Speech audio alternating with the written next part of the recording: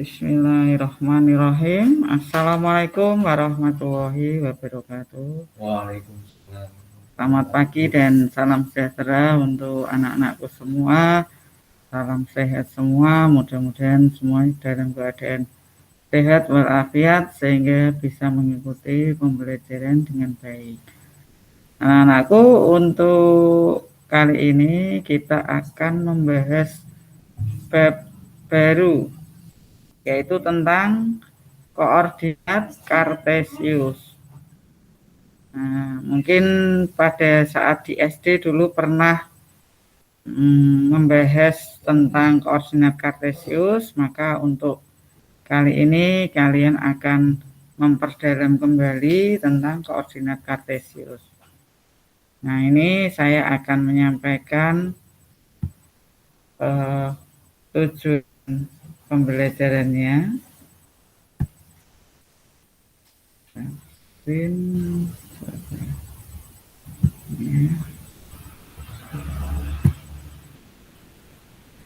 Ya. Ini ya anak-anak, pada kesempatan kali ini kita akan membahas tentang koordinat kartesius.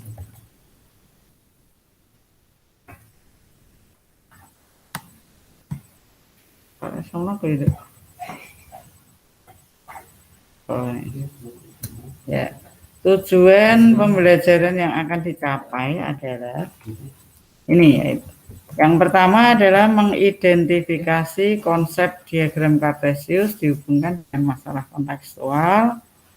Kemudian yang kedua, mengidentifikasi pembagian kuadran bidang kartesius. Kemudian yang ketiga adalah menentukan jarak suatu titik terhadap sumbu X dan sumbu Y. Nah, kita langsung saja ke materinya. Ya. Nah, kita lihat ini ya.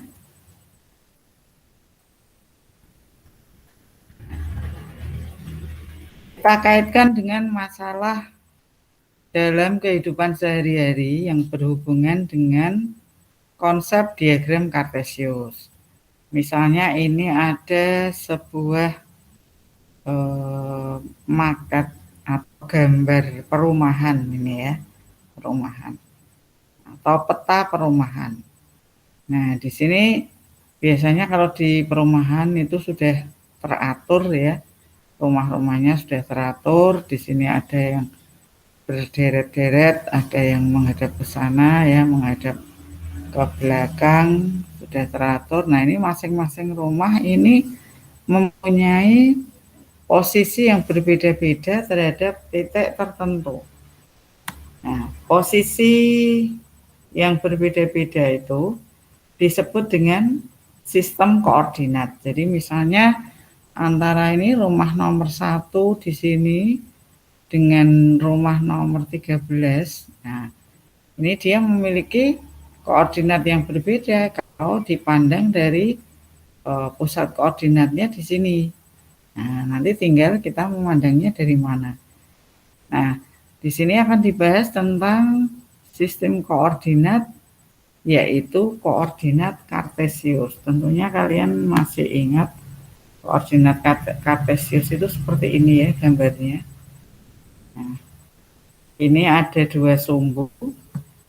Sumbu yang mendatar ini namanya sumbu X atau horizontal, dengan sumbu yang vertikal ini namanya sumbu Y atau sumbu yang tegak.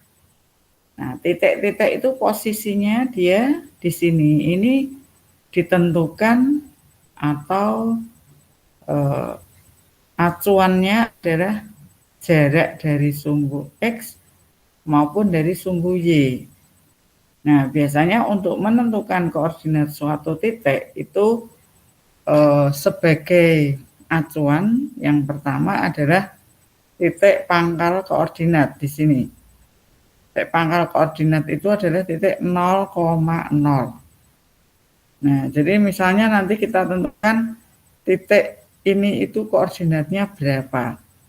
Nah, kita pandang dari titik 0,0 di sini. Kalau dari titik 0,0 ini untuk arah mendatar ke kanan, maka nanti nilainya positif. Ya, sedangkan arah mendatar ke kiri nilainya adalah negatif. Demikian pula kalau untuk arah vertikal atau tegak, kalau ke atas itu positif, ke bawah negatif. Nah, kalau acuannya titik 0,0 biasanya nanti kita buat seperti L ya. L misalnya titik ini letter L. Maka dari titik 0,0 ini dia bergerak kemana? Oh, ke kanan. Ke kanan kan sampai sini, sampai titik 4. Setelah ke kanan dia kemana? Ke atas. Ya, ke atas berapa satuan? 3 satuan.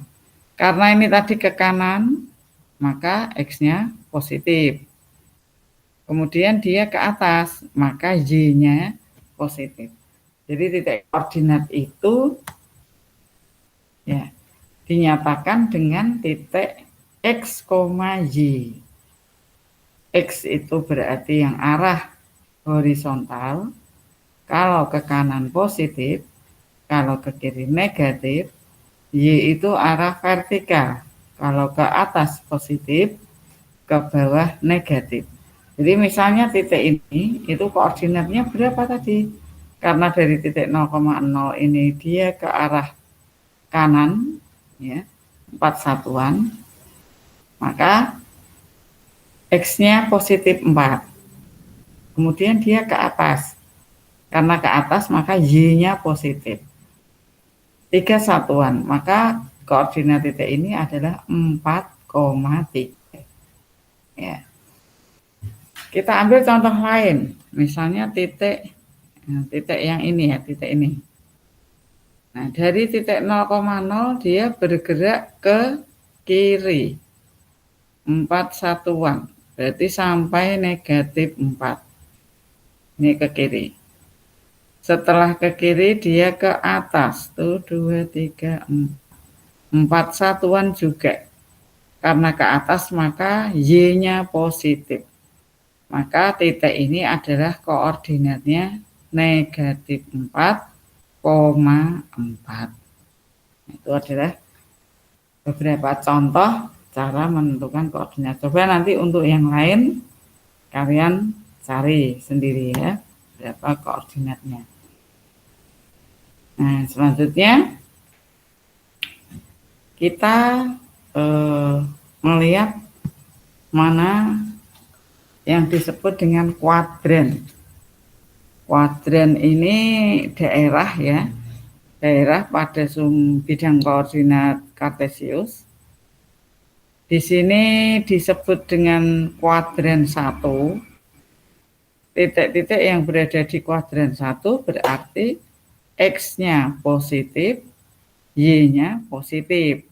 Karena daerahnya di sini ya. Ini namanya kuadran 1.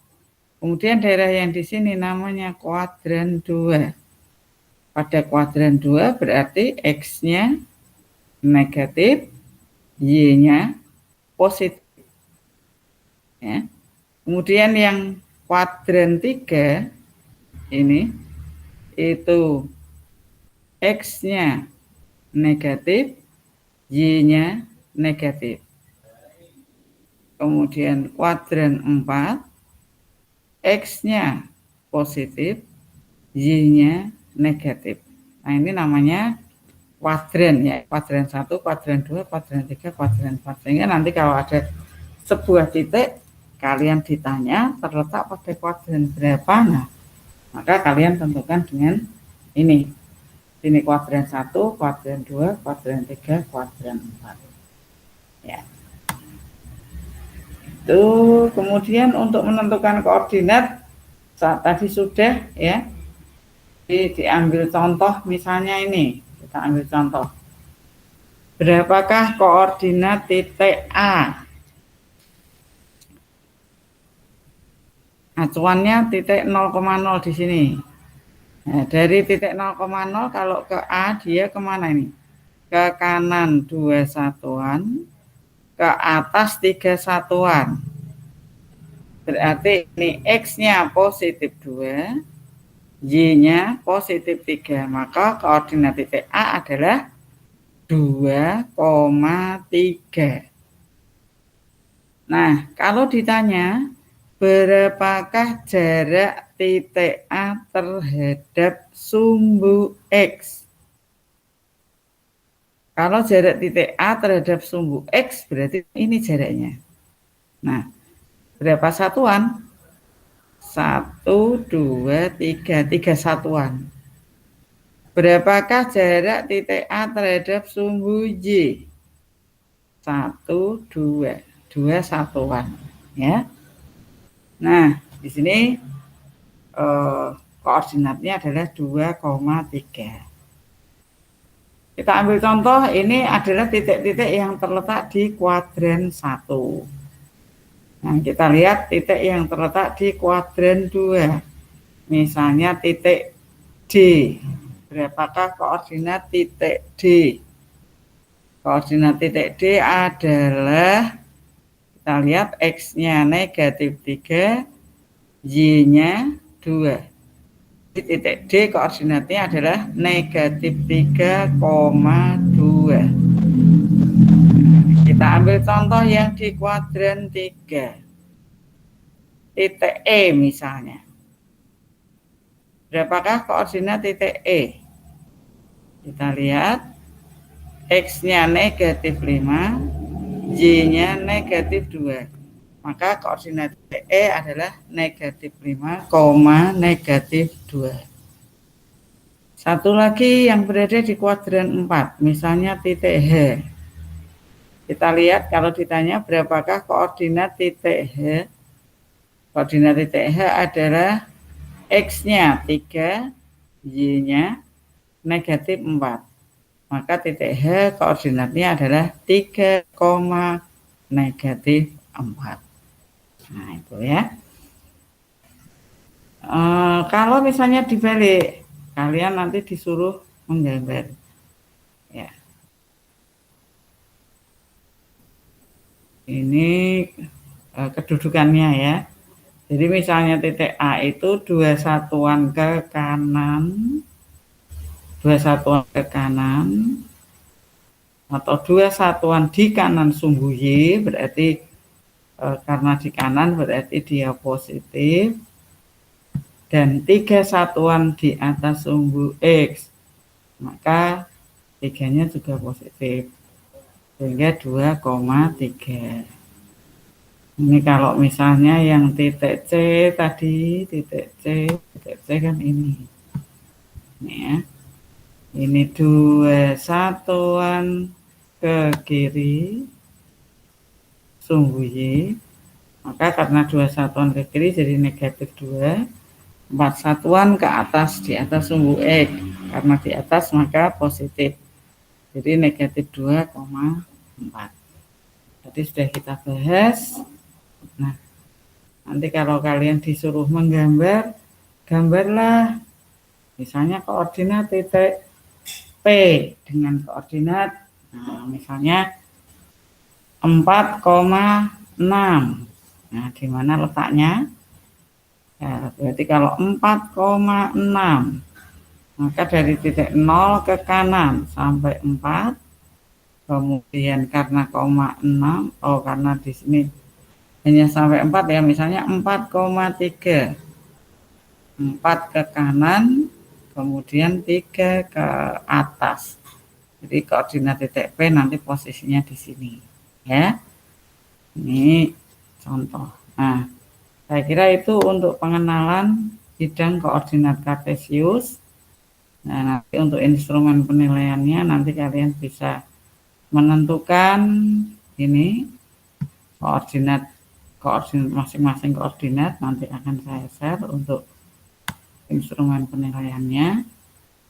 Kemudian suruh menggambar. Nah, nanti digambar di sini ya. Demikian anak-anak untuk pertemuan kali ini tentang pengenalan bidang Kartesius atau diagram Kartesius. Nah, saya kira itu dulu, nanti kalian bisa membaca lagi dari buku paket untuk yang lebih detail, dan nanti juga akan saya share untuk video yang lain supaya kalian lebih jelas. Ya, saya kira itu. Ini saya stop sharingnya ya. Nah, saya kira itu untuk pengenalan tentang diagram Kartesius. Mudah-mudahan kalian bisa memahami sedikit penjelasan dari saya. Nah, nanti untuk lebih detailnya, lebih dalamnya nanti akan saya share video yang lain, dan kalian nanti juga bisa mempelajari dari buku paket. Tetap semangat belajar walaupun lewat daring, kemudian efektifkan belajar mandiri kalian untuk masa depan kalian sendiri. Ini saat ini kalian memang betul-betul harus berdiri di atas kaki sendiri untuk meraih masa depan. Ya, demikian anak-anak untuk pembelajaran kali ini. Kurang lebihnya mohon maaf. Saya akhiri. Wassalamualaikum warahmatullahi wabarakatuh.